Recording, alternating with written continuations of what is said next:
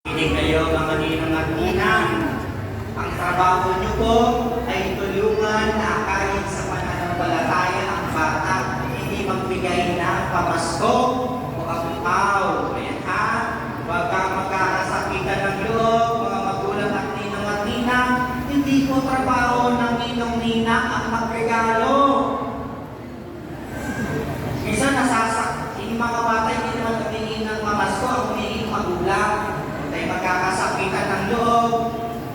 Hindi po trabaho ng ninong-ninang magregalo. Ang trabaho nila, akayin sa pananampalatayang Katoliko ang bata, tulungan ang magulang sa paghubog sa mga bata. Di ba ho? Kanina, sumagot kayo ng opo, kung nakinig po kayo, o nasabihan na kayo ng katikista na sumagot, pag tinanong kayo ni Father, sabihin niyo, opo lang. Hindi naman pinaliwanag ng katikista. Anong tutugon ninyo? Anong tutugon? Sa paano kayo